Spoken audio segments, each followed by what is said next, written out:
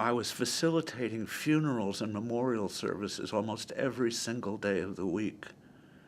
7 days a week for nearly 10 years. Listening to people stand up night after night after night talking about their dead friends and how wonderful they were and what they had learned from them.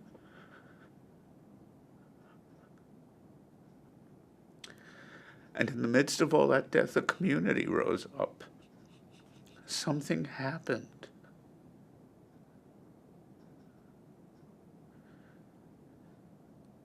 That I don't think can ever happen again, except one of the reasons I wanted to do this film is because I want it to happen again.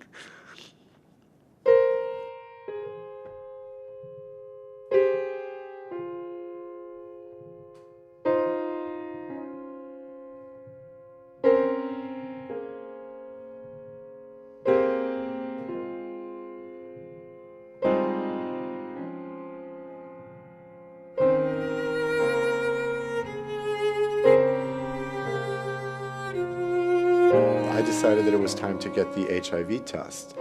So I went with one of my pretty good friends to get tested at the university clinic.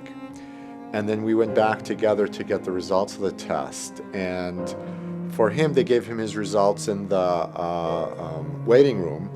And for me, they said they needed for me to come in and talk to them. So I knew something was up. And the results were positive, that I was HIV positive.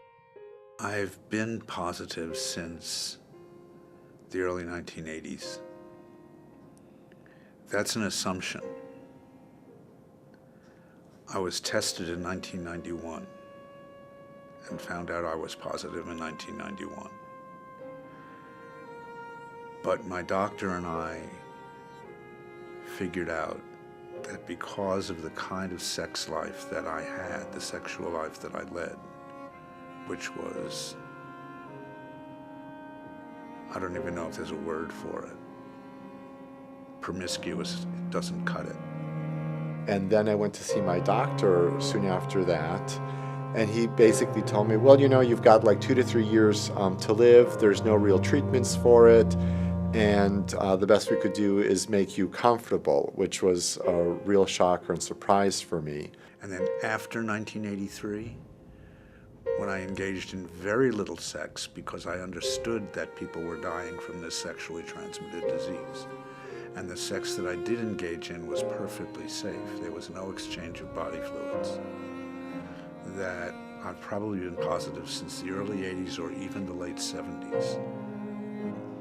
And then in 1995, I was diagnosed with AIDS.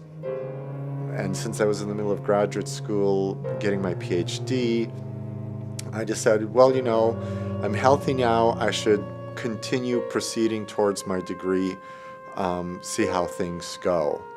But I did go search out support groups, and there were like secular ones and religious ones. And the secular group was very great. You know, I liked meeting the other guys who were there in the group. It was led by a therapist. At this point, everyone who I stayed in touch with from that support group, they're all dead, they're all gone, they've all passed away. Back then in like either the 80s or the early 90s. There were many, many others during the period of the late 80s, and at one point I had kept a list of all the people that I knew who had died, and I had another list of all the people I knew who were living with AIDS. And I went to move one of the names from the list of the living to those who had died, and it was such a painful experience. I couldn't even keep those lists anymore. But I suspect it had to be well over 50, probably more like 100 people that I knew that were my close friends that passed away during that period. It was a time of thick darkness, and it was a time of powerful light.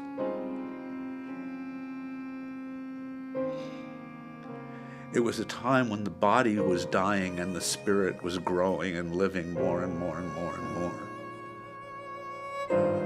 You know, when I say it was the worst of times and the best of times, I had been a nurse for 24 years when I started working at Illinois Masonic, and I never felt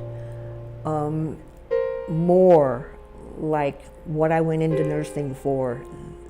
Taking care of these guys that had HIV and AIDS made me so proud to be a nurse, and to me, taking care of them was why I went into nursing.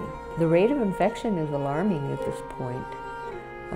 Like I said, it's because these young people are into their sexuality. They haven't seen 50 to 75 of their closest friends die of this illness, and they have no concept. The infection rate of queer youth is absolutely outrageous and unacceptable. It's enormous. And part of the reason it's so enormous is because they don't have this history. They don't know what happened in the 1980s and the 1990s. Doug was one of my other roommates that I took care of. And when Doug died, it was a very difficult period. And finally, about a year later, I started bouncing back.